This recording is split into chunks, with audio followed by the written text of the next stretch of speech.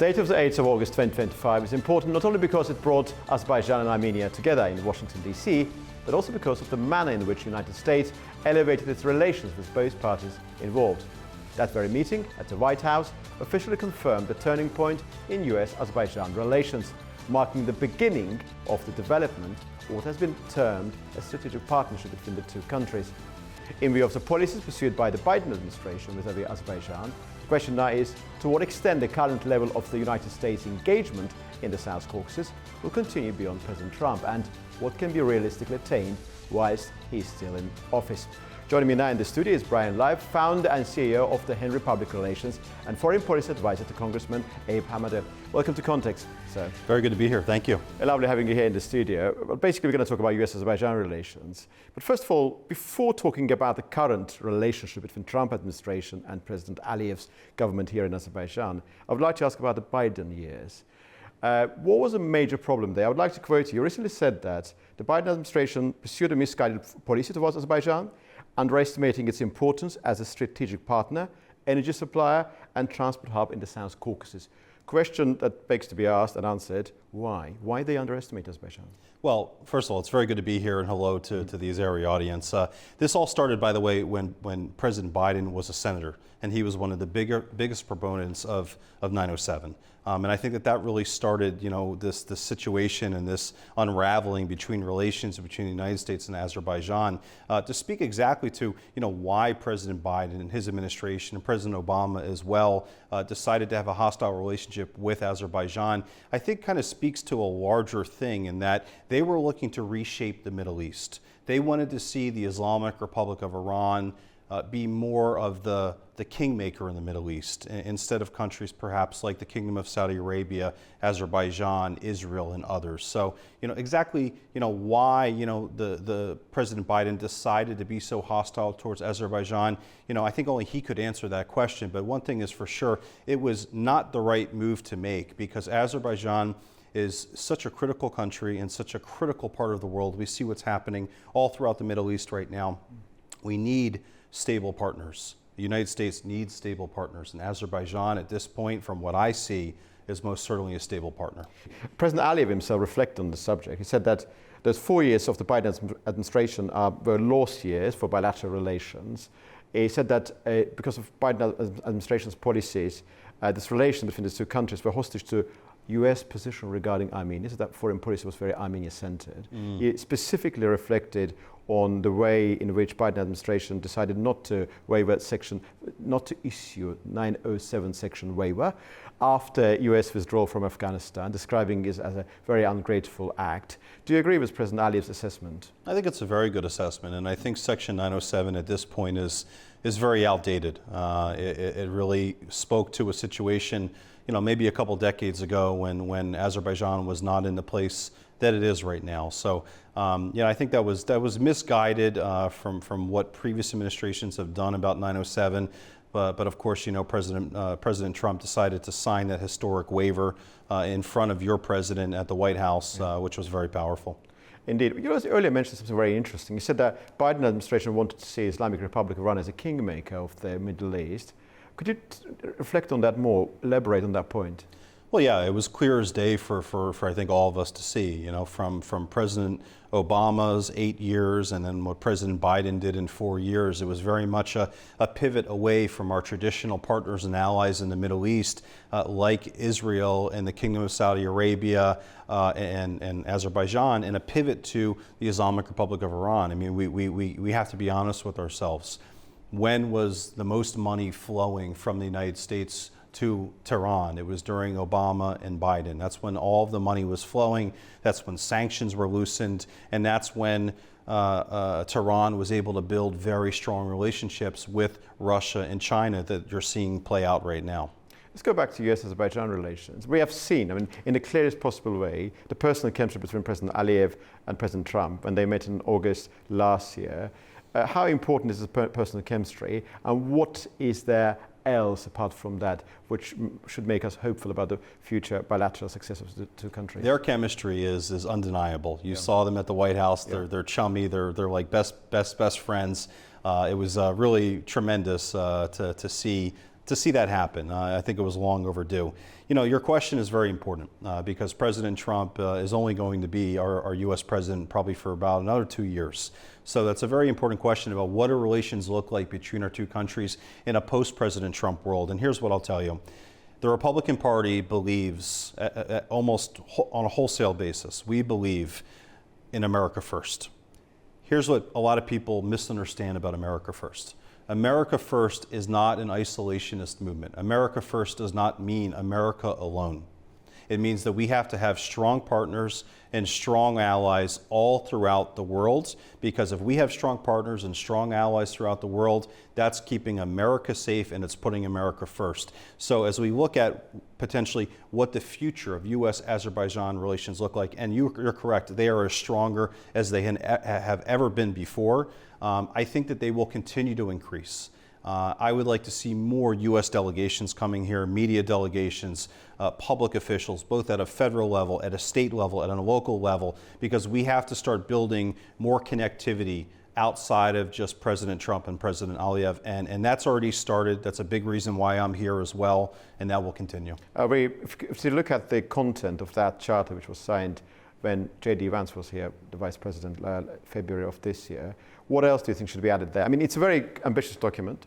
It's a framework document based on energy cooperation, connectivity, AI. When you look at the substance of that charter, how do you find it, and what do you think should be added to make it even more profoundly important? Well, there's already so much, that's in there, and you just covered all of that. So let's take things, step by step right now. We have the trip corridor that we're going to see, hopefully grow and develop. And you mentioned a really important word, connectivity. That is such an important word, and it's really, I think, a cornerstone of what you see President Trump of the United States really looking to do as it relates to Azerbaijan, and really help Azerbaijan be more of a connector in the region, have more connectivity to other countries. But I think what Vice President Vance's visit and that charter really outlined was a very good first step and a good way for us to cooperate, whether it's on AI, technology, infrastructure, military, research and development, other things. So I think there's a lot of opportunity for our countries to collaborate. President Aliyev recently described President Trump as a man of peace, a man who loves peace, who believes in the power of peace changing the world in a good way. That's President Aliyev's reflection. Trump route for international peace and prosperity is absolutely vital piece of connectivity. It connects Azerbaijan's two separate parts via Armenia and its American footprint on the ground. Mm-hmm. How important is it for the US, wider US power projection? Because ultimately, Central Asia is very important. Azerbaijan is considered to be part of wider Central Asia, despite not being in Central Asia in a geographical sense of the word. Could you reflect on the way in which this region is important to the United States in the context of providing access to Central Asia? Well, Central Asia is a big market, and certainly Azerbaijan is in a very important and very strategic place to be able to be that connector to these different markets. So I think that's why TRIP is so important, and I think it's a stroke of genius that we've seen from President Trump and the Trump administration to really make a pivot and to look at Azerbaijan as really that connector in the region. As we talked about here just in the beginning, we saw with President Biden and President Obama how they really kind of pushed Azerbaijan to the side and didn't really see the value here. President Trump sees the value of Azerbaijan. Do you think that, we already talked about Section 907 of the Freedom Support Act, do you think the repeal may happen before 2028? Well, I'll tell you, I hope so. It really is, at this point, it's a no-brainer. It's an outdated, not a section, outdated thing, really doesn't apply anymore. And if we were to finally abolish 907, I think that we would see even more trade development, economic development. Perhaps Azerbaijan would then be buying some type of military, whether it's aircraft, helicopters, whatever it might be.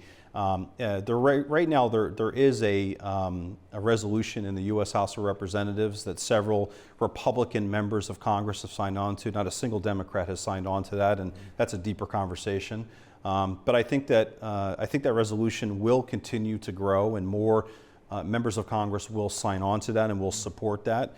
And I think, like I said, I think it's long overdue. I think it's a no-brainer at this point, and it's going to take a lot of political will to make it happen. But now's the time to make it happen with President Trump in the White House. Arguably, in the wider Middle East, United States has got two really fundamental allies. One of them is Israel, probably number one ally. Turkey is incredibly important. Azerbaijan has got treaty-based relationship with Turkey and strategic partnership with Israel, and both of these relations are equally important. Perhaps, of course, Turkey is a different story, but Israel has got a special place for Azerbaijan as well, despite all of these problems that are happening between those two countries and the recent moves in the Knesset. Azerbaijan has got a role to play. What I want to clarify and want to discuss with you specifically, J.D. Vance, when he was here in Azerbaijan in February, said that President Aliyev, one of those rare politicians who has absolutely fantastic relations with both Turks and Israelis. How important is this moment? Because Azerbaijan has got this unique quality which not many other countries have. You're so right when you say that, and it's so obvious when you're here on the ground at Baku and you see it unfolding. I mean, just this week, there's been so many different countries that I have seen coming in and out of here, and I think that Azerbaijan and President Aliyev take a position of we want to be a connector. We want to be someone that is friends with everyone. Certainly, Israel is at this point the United States' most important. Most trusted ally, but I think that will continue to grow, and I think there's opportunities for other countries to grow. I mean, you see what's happening now between the United States and Azerbaijan, and I think that'll grow.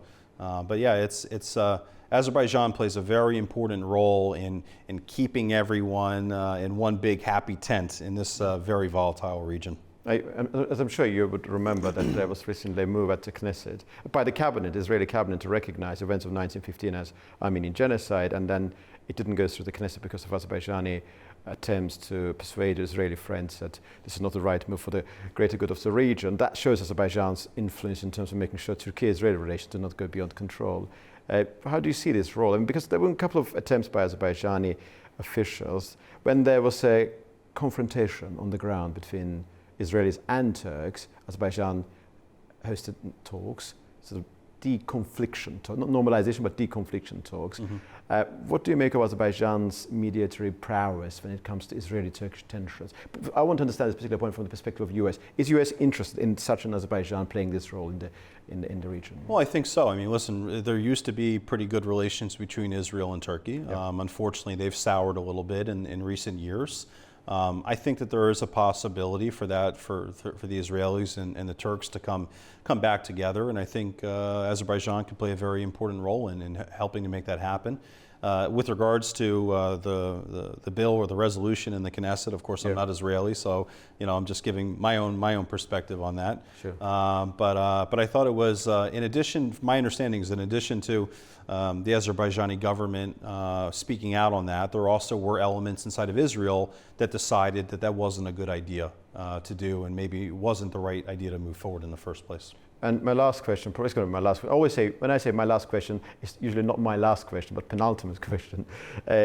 After this war, the war is practically over, but of course it's still underway in many ways. I refer to the conflict surrounding Iran. We're not entirely sure what's happening there, the 60-day period, to what extent it will be implemented. Do you find Iran considerably weakened in terms of its aspirations when it comes to South Caucasus? What does it mean for Azerbaijan and for US relations? I have to respectfully disagree with you, and I do not think this war is going to be over anytime soon. I think that there is still a lot more efforts that's going to be done by the United States, by Israel, and perhaps some of the Gulf states as well. I mean, and by the way, no one is really talking about the other Gulf states. I mean, for the first time ever, you have the Islamic Republic attacking Oman, Bahrain, UAE, Saudi, and all these different countries. So I think there's something really happening right now, and I am personally of the mindset that there is never going to be peace in the Middle East. There is never going to be peace in the world as long as the Islamic Republic, vis-a-vis the mullahs and the IRGC, continue to remain in control, because they have been sowing chaos and unrest in the region for as long as I can remember, through their terrorist proxies, through setting up their militias in Iraq, everything that they have been doing. And I think that President Trump saw an opportunity here to stop kicking the can down the road the way other presidents did, or have, I should say, or had. And President Trump has made a strategic decision that whether it's regime change or not regime change, it's going to be something very close to that. and let's see what happens. President But I Trump don't think it's actually, ending. 3 weeks ago, said that there's a new regime. There was a new regime in Tehran. What he meant by that? I think he meant that there's a new level of regime, okay? Yeah. So you've heard President Trump talk about we've hit level 1, we've hit level 2, now we're at level 3. They're the ones that are alive right now. But I think something happened during the NATO summit that just happened in Turkey, where for the first time ever, you heard President Trump say, I'm done negotiating with these people. Yeah, he used a particular language. He called them scum, is what he called them. I don't blame him, because President Trump has given them every olive branch. He's done everything he possibly can from a diplomatic perspective to give them an off-ramp here. He did an MOU that was wildly unpopular in the United States of America, wildly unpopular amongst the Republican Party. But he did it. And he did it because President Trump tried to give the Islamic Republic another off-ramp. And what did they do? They started firing on ships in the Strait of Hormuz once again. So I think at this point, President Trump has totally lost any faith in any kind of diplomatic efforts with the Islamic Republic of Iran. I do not blame him, and I do not see this war ending anytime soon. So you think that war is underway? It will not end anytime soon. What do you make of J.D. Vance's position? Some of his comments made over the past few days, weeks, have been described as being militating against Israeli interests. What do you make of that? You know, it's complicated. J.D. Vance, Vice President J.D. Vance, certainly has an element of, I think, isolationism in him. And when you heard me in the very beginning here talk about America first does not mean America alone, that is the vast majority of the opinion of the Republican Party. But there is a small wing within the Republican Party that believes in isolationism. So perhaps maybe that's where the Vice President was going. But President Trump is the one that's in control. President Trump is the one that is calling the shots right now. And because of President Trump, America first does not mean America alone, and that's not changing anytime soon. Well, recently during the Shisha Global Media Forum, and you were there during the Q&A session, President Aliyev reflected on pre-2020 realities in the South Caucasus.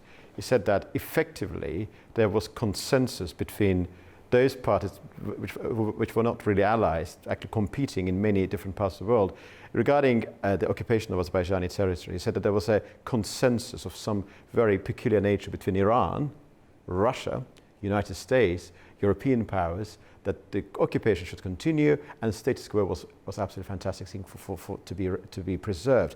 And what he said about President Trump, in contrast to what was the case before, that President Trump does not believe in the preservation of pernicious status quo, but actually finding a way out from the situation and the peace. What do you make of that comment? I think it was a very powerful comment, and I think it was also, you know, just like every country, right? You've heard me say America first many times here. Yeah. Every country should be insert country first, Azerbaijan first, Belgium first, Israel first. So I think it's very powerful, and I really think that, you know, President Trump is from a foreign policy perspective, there's been no one like him. There's been no one like him that has, you know, spoken the real truth, the hard facts, and also, you know, walk the walk, talk the talk. So I think it's really been fun to watch the last 2 years here. We have 2 more years to go with President Trump, and I just really look forward to relations between the United States and Azerbaijan continuing to get stronger. From a people-to-people perspective, business-to-business perspective, and of course from our politicians as well. Do you think the relations will continue in the self-same fashion if Democrats make it back? No. Because after all, we talk about interstate relations, and the interstate relations are beyond personalities, beyond parties. That's the reason why I'm asking this question. I'll tell you why I said no so quickly. Democrats do not care about foreign policy. The Democratic Party of today in 2026 is more interested in saying things like America is a racist country, or wanting to burn police stations to the ground, or wanting to give free rent out to people. The Democratic Party in America has totally lost their way. They have no patriotism, and they really do not care at all what is happening from a foreign policy perspective. Republicans care, because we know that we need strong allies and we need strong partners around the world. And if we have strong partners and strong allies around the world, that keeps our country safe and that keeps our country prosperous. Probably that's the reason why many people in Azerbaijan, analysts, policymakers, believe we have to do what is humanly possible before 2028, because we don't know what will happen then. Well, hopefully we'll have 8 more years of a Republican president after President Trump. Brian Leib, thank you very much for your time and for your excellent answers. So Thank you very much.